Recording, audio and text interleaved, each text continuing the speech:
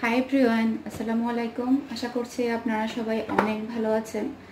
আমরাও আলহামদুলিল্লাহ এ পর্যন্ত ভালো আছি, আল্লাহ তাআলা ভালো রেখেছে। তো এখন হচ্ছে প্রায় 11টা মতো বাজে। আমরা সকালের নাস্তা করে নিয়েছি, আমি, মিহির বাবা, মিহি আমরা তিনজন একসাথেই করেছি। তো এরপরে আমি রান্না করে আসলাম, কাজকর্ম করব। আর বাহিরের অবস্থা খুবই খারাপ, কি বলবো। পুরো কারফিউ জারি করে দিয়েছে, কেউ বেরোতে পারছে না জরুরি প্রয়োজন ছাড়া, এরকম অবস্থা। আর একজন মারা যাওয়ার পরে এটা বেশি হয়ে গিয়েছে। আমি মুড়িটা একটু ঢুকাইনি, তারপরে কথা বলছি।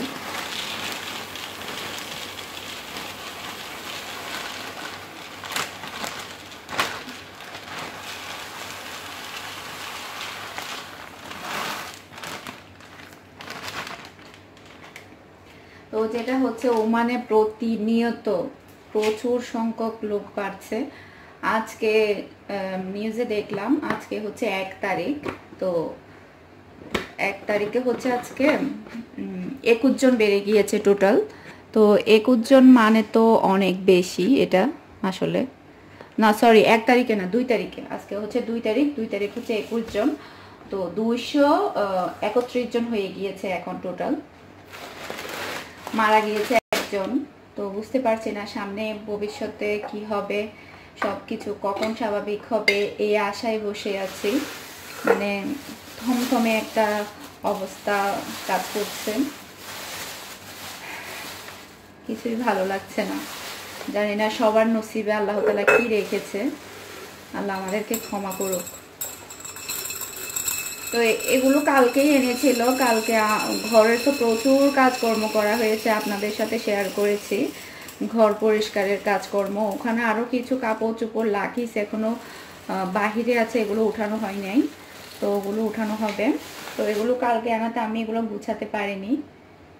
তো কিছু ভিজিয়েছিলাম সকালে ইয়া করার জন্য, আমি ভাজি করার জন্য। তো এরপরে দেখছি মিহির বাবা রুটি আর পরোটা নিয়ে এসেছে, তাই আর ভাজি করা হয়নি। এখানে আমি ভিজিয়েছিলাম। তো বাকিগুলো আমি এখন ঢুকিয়ে নিচ্ছি। এখানে চানাচুর এনেছে, চিনি গুঁড়া চাল এনেছে, দুধ এনেছে, তারপরে ধনে গুঁড়া শেষ হয়ে গিয়েছিল, তারপরে এদিকে হচ্ছে পেঁয়াজ, তারপরে হচ্ছে আলু, এগুলো আর কি। তেল তেল এনেছে একটা, এর কি অবস্থা। তো দুপুরে রান্না করার জন্য আমি এদিকে মাছও ভিজিয়ে দিয়েছি। আপনাদের সবার কি অবস্থা অবশ্যই জানাবেন। কি করছো তুমি মিহি? মিহি কথা বলো না কেন? কেন? হ্যাঁ, কিছু চিন্তা করতেছো? কি চিন্তা করতেছো তুমি? সিক্রেট? এই সিক্রেট আছে, চিন্তা করতেছে, বলা যাবে না। হ্যাঁ, কাউকেই বলা যাবে না? তোমার আব্বুকেও না? আচ্ছা দেখি, এগুলো আব্বু বের করে দিছে।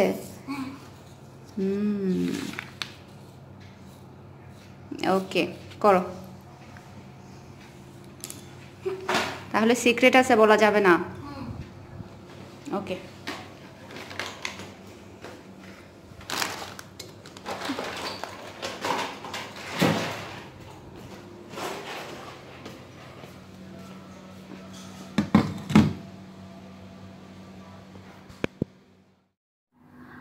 আর এখন এত বেশি হাত ধোয়া হচ্ছে, হাত ধোয়ার কারণে আমার হাতগুলো একদম ড্রাই হয়ে গিয়েছে। মানে হ্যান্ড ওয়াশ দিয়ে হাত ধুতে ধুতে চামড়া পর্যন্ত উঠে যাচ্ছে।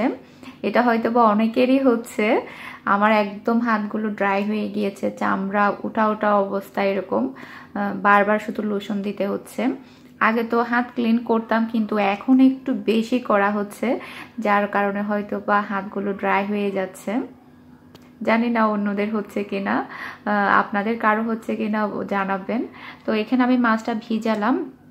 এটা আমাদের চট্টগ্রামের ওদিক দিয়ে একটু বেশিই খাই, সবাই অনেক পছন্দ করে।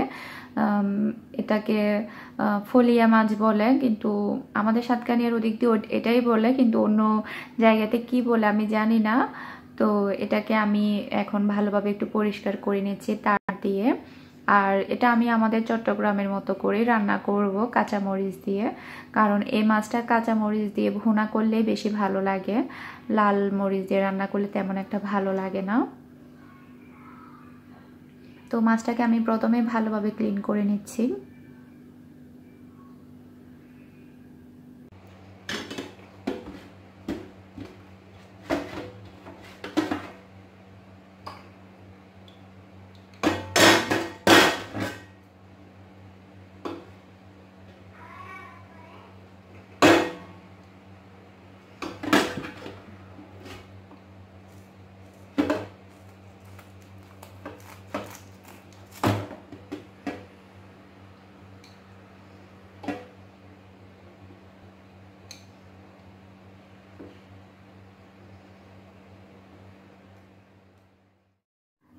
মাছটা রান্না করার জন্য এখানে আমি মশলাটা ভালোভাবে কষিয়ে নিয়েছি, আর কাঁচামরিচ দিয়ে রান্না করছি। কাঁচামরিচগুলোকে আমি পেস্ট তৈরি করে নিয়েছি, এরপরে রান্না করছি। আর এই মাছের মধ্যে তেমন একটা ঝোল দেয় না, একটু মাখা মাখা করেই রান্না করে টমেটো দিয়ে। আর এই মাছের সাথে কোনো আলু কিংবা কোনো সবজি যায় না। তো প্রথমে ভালোভাবে আমি মশলাটা কষানোর পরে এখন আমি মাছগুলো দিয়ে দিচ্ছি। আর মাছগুলো ফ্রাই করতে হয় না, এমনিতেই রান্না করে।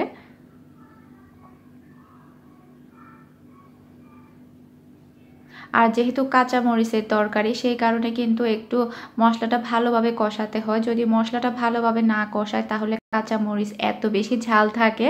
যখন একটু ভালোভাবে কষিয়ে নেয় তখন কাঁচা মরিচটা অত বেশি ঝাল থাকে না, কষাতে কষাতে ঝালটা একটু কমে যায়। তো প্রথমে আমি মাছগুলোকে একটু কষিয়ে নিব, এরপর হালকা একটু পানি দিয়ে রান্না করব। মাছটা হতে হতে এদিকে আমি ভেন্ডিগুলো কেটে নিচ্ছি। তারপরে মাছটা যখন হয়ে যাবে তারপরে আমি ভেন্ডি ভাজিটা বসিয়ে দেব। আর ভাত হয়ে গিয়েছে, ডাল রান্না করতে হবে না, কালকে ডাল রান্না করেছিলাম, ওখানে ডাল আছে। আর মিহির বাবা আর মিহি এখন ওই যেগুলো বলেছিলাম ঘরে আরও কিছু যে লাকিস উঠানো বাকি ছিল, যেগুলো কালকে রোদে দেওয়া হয়েছে। লাকিসের মধ্যে আমার কিছু কাপড় ছিল, কাপড় বলতে শাড়ি ছিল আমার, তো সেগুলো একটু রোদে দিয়েছিলাম। যেহেতু শাড়িগুলো পরা হয় না, ভাবলাম রোদে দিয়ে দিই। আর বেশ কয়েকদিন ধরে ভালোই রোদ পড়ছে, তো এখন ও উঠিয়ে নিচ্ছে লাকিসগুলো। রোদ থাকলে আর পাশে ছাদ থাকলে একটা সুবিধা, সবকিছু একটু রোদে দেওয়া যায়, কিন্তু ঢুকানো বের করা একটু সমস্যা, যেহেতু ভারী জিনিস, সে কারণে আমি মিহির বাবাকে দিয়ে করাচ্ছি এগুলো। আমার মাছ রান্নাটা হয়ে গিয়েছে, এই যে এখন আমি জাস্ট ধনেপাতাটা দিয়ে দিব। আর এই মাছ রান্নাটা করতে খুব বেশি সময় লাগে না, একদম নরম একটা মাছ, নাড়াচাড়াও বেশি করা যায় না। আমার কাছে তো খেতে খুবই ভালো লাগে। কার কার কাছে এই মাছ ভালো লাগে অবশ্যই জানাবেন।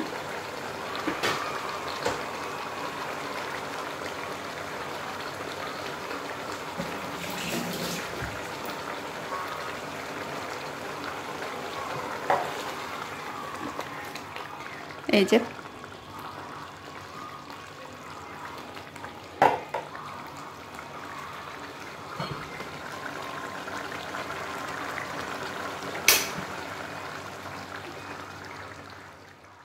আমার দুপুরের রান্না বান্না শেষ, ভেন্ডি ভাজিটা হয়ে গিয়েছে।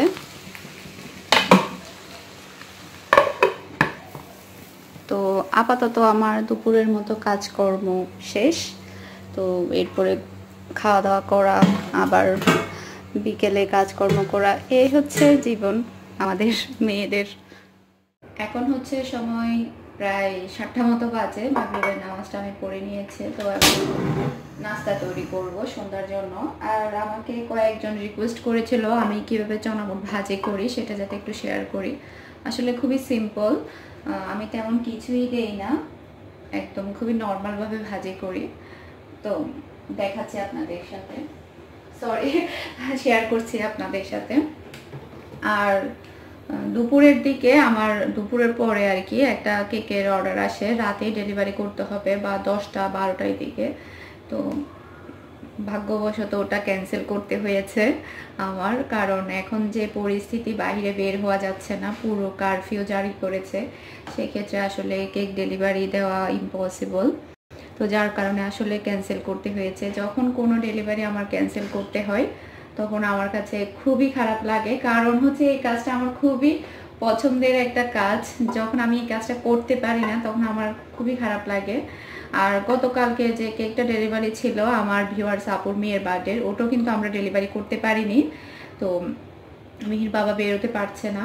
আর আপুকে বলার পরে আপুর একটা ভাই ছিল, হয়তোবা ভাইয়ার ফ্রেন্ড ছিল কেউ একজন, ওরা নাকি এদিক দিয়ে যাচ্ছিল, তো উনি নিয়ে গিয়েছিল। আমরা আসলে ডেলিভারি করতে পারিনি, পরিস্থিতিটা আসলে এরকম হয়ে গিয়েছে। তো যাই হোক, আমি এখানে এখন ধনেপাতা, পেঁয়াজ, কাঁচামরিচ আর টমেটো দিয়ে দিয়েছি। এটাকে প্রথমে আমি একটু নরম করে ভেজে নেব।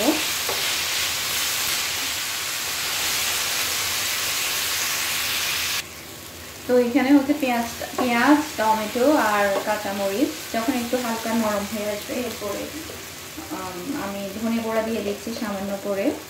আর গত কয়েকদিন, 2-3 দিন আগে আর কি জিরা গুঁড়া করতে চেয়েছিলাম, জিরা পাউডার। ব্লেন্ডারটা এত বেশি সমস্যা করছে, আমি জিরা পাউডারটা করতেই পারিনি। তো যার কারণে আমি এখানে জিরা পাউডারটা দিতে পারছি না। আপনাদের কাছে যদি জিরা পাউডারটা থাকে তাহলে আপনারা অবশ্যই জিরা পাউডার দিবেন।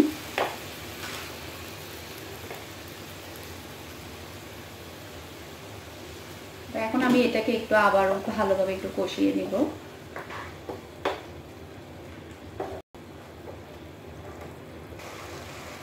আর এই সিচুয়েশনে দেখা যায় গরিবদের বেশি কষ্ট হয়ে যাচ্ছে, আর মধ্যবিত্তদের, বড় লোকেরা তো টাকা পয়সা আছে, 1 বছরের খাবার কিনে রাখলেও সমস্যা নেই। তো এই ক্ষেত্রে গরিবদের আর মধ্যবিত্তদের সমস্যা হয়ে যায়। তো হয়তো বা আল্লাহ তাআলা বেশি দিন এই সমস্যার মধ্যে আমাদেরকে রাখবে না।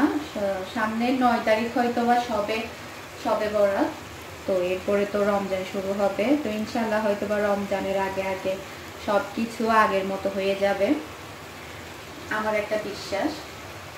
তো এখানে আমি আলুগুলো দিয়ে দিচ্ছি ভেঙে, তারপরে চনা বুট দিব। শুকনা মরিচ চাইলে দেওয়া যায়, তো প্রথমে আমি চেয়েছিলাম শুকনা মরিচ দিতে, কিন্তু শুকনা মরিচটা দিতে আমি ভুলে গিয়েছি একদমই। আমি আরও একটু ভালোভাবে কষিয়ে নেওয়ার পরে চনা বুটগুলো দিয়ে দিচ্ছি। তারপরে এটাকে আবারও একটু নেড়ে চেড়ে একটু ভালোভাবে ভেজে তারপরে নামিয়ে নিলে হয়ে যাবে। তো এটা প্রায় হয়ে গিয়েছে। তো এখন আমি ধনেপাতা দিয়ে দিচ্ছি।